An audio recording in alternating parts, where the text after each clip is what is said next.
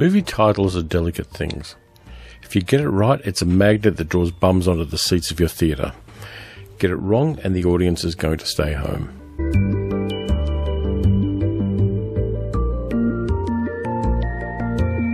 Titles can be weird too. Take Iron Man, for instance. Who directed the first Iron Man movie? No, not Jon Favreau. This guy directed the first Iron Man movie. Todd Browning, the guy who directed Freaks and Dracula in 1931. Here's the poster for his Iron Man movie. It was a boxing movie. So who directed the second Iron Man movie? No, still not Jon Favreau. This guy, Joseph Pevney, did. He made a 1951 remake of the 1931 Iron Man, this time starring Jeff Chandler and Evelyn Keyes. Jon Favreau directed the third Iron Man movie.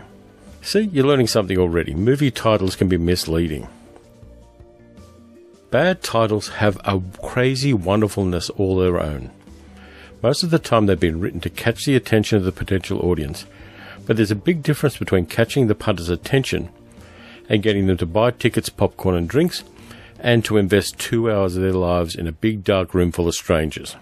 So here, in no particular order, to celebrate the magnificent idiots who got it wrong, are my 10 worst movie titles of all time.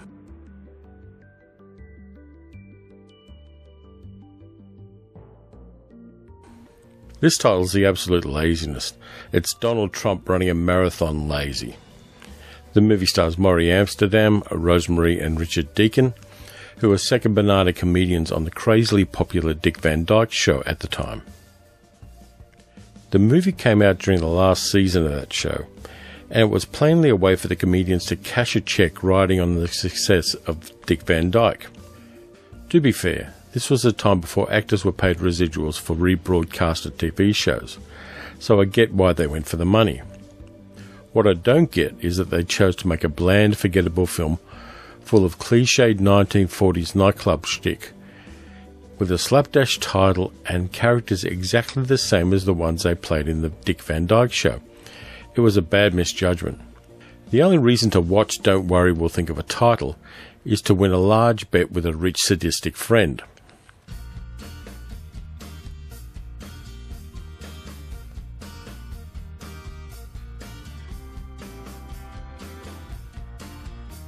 Anthony Newley is pretty forgotten now.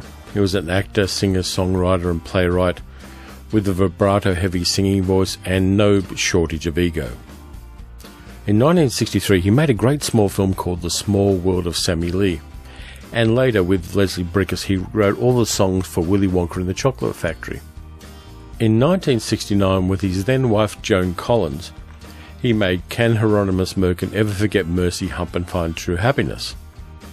It was a vanity project, a semi-autobiographical movie to emulate the success of Federico Fellini's classic film 8½. Apart from the Whiskey Tango Foxtrot title, which references both pubic wigs and pity sex, it's a bad movie. Joan Collins has said that the making of this film contributed to her divorce from Newley. The fact that he named a character in the film Polyester Poontang may be contributory. The only reason to watch this one is to squirm awkwardly as Joan Collins tries to sing.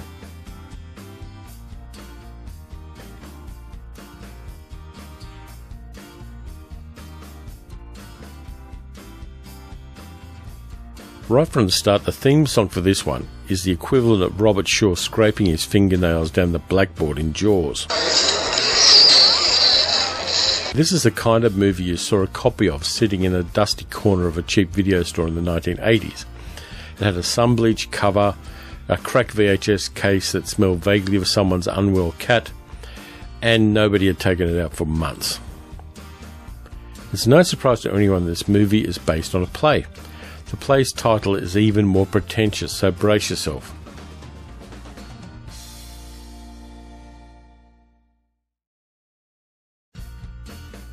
That is actually the title, I shit you not.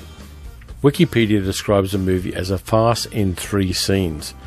The story involves an overbearing mother who travels to a luxury resort in the Caribbean, bringing along her son and her deceased husband preserved and in his casket.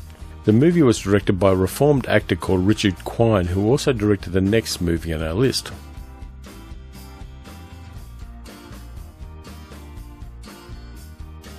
Unless you know your Cole Porter song lyrics, this title is a big huh. Having said that, I like the first 3/4 of this movie and the last 5 minutes of it. It stars William Holden and Audrey Hepburn. You got Tony Curtis in a wryly comic role, Noel Coward, and a whole bunch of celebrity cameos. It's the story of a screenwriter who has to write a whole movie in a weekend. It takes the piss out of filmmaking, the cliches of screenwriting, and the cliches of popular film at the time, but it goes off the rails in the home stretch. The title has bugger all to do with the movie, apart from the fact that it's set in Paris.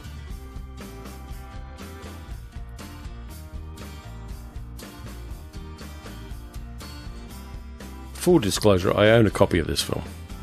It's an extremely low-budget drive-in horror flick written and directed and starring Ray Dennis Steckler. It's watchable in a Skid Row drive-in movie kind of way. Using the pseudonym of Cash Flag, Steckler is as much of an actor as he plays a mook who falls in love with a dancer at a seaside carnival.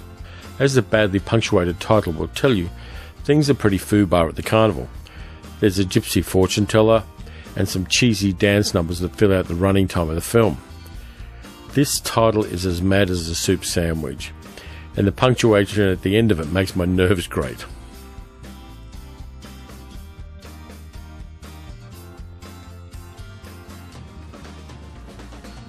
I know a lot of people who love this movie, but they really should rewatch it.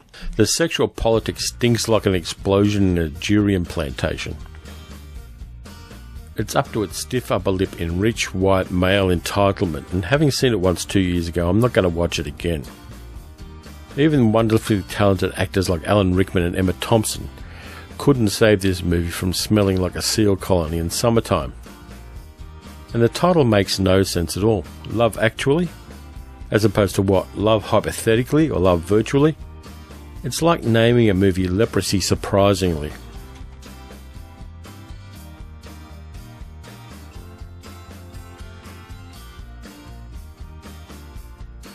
I like Gene Wilder movies, The Producers, Blazing Saddles, his endearing portrayal of the fox in The Little Prince, which hardly anybody has ever seen.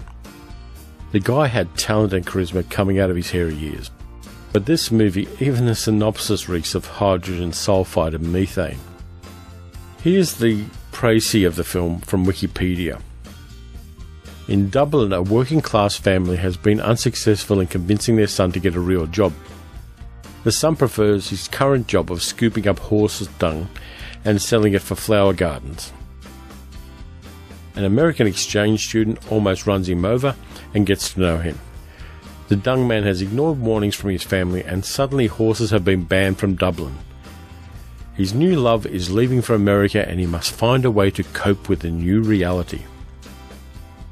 My first question here is, why do they spend $1.2 million on a movie about a shit collector?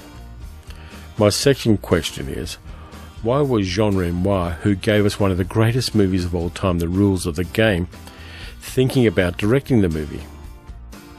Fortunately, that idea passed and Waris Hussein directed it. The movie itself may be a whimsical comedy, but the title is total manure.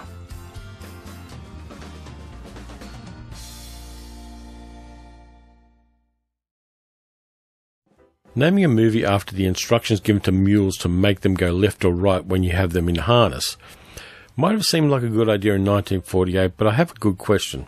Why not teach the mules to go left and right by shouting left and right?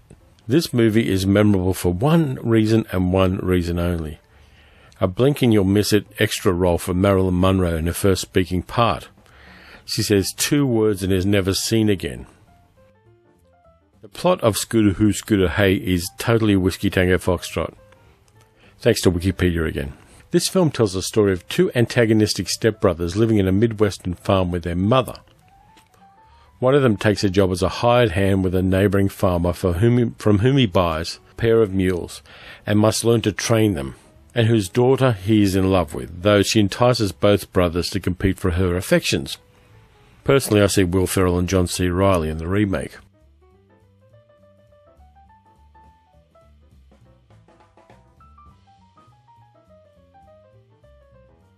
Rowan and Martin's Laugh-In was a successful sketch comedy show on TV in the 1960s. Dan Rowan and Dick Martin were a middle-aged Las Vegas stand-up comedy team who hosted a show that was supposed to be countercultural and groovy, and compared to a lot of 1960s television, it was. Compared to the non-television edgy comedy at the time, it was about as edgy as a beach ball. It soon descended into catchphrase comedy with Sock It To Me, Very Interesting, and You Bet Your Sweet Bippy, because you couldn't say arse on TV at the time. So Rowan and Martin made a movie called The Maltese Bippy, which has about as much to do with the Maltese Falcon as Charlie's Angels has to do with the Bible. IMDb synopsis is as follows. A man buys a house and comes to believe that not only is the house haunted by werewolves, but a family of vampires lives next door. I've seen this film, and it's about as funny as a positive biopsy.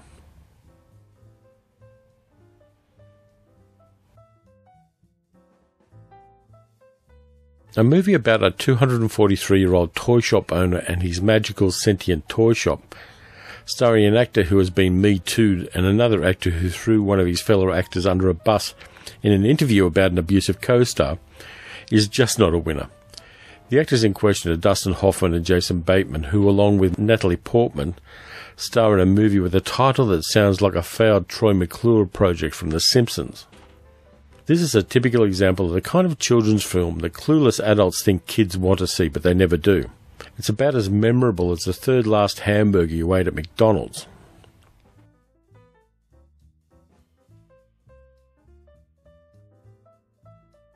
And now for your honourable mention.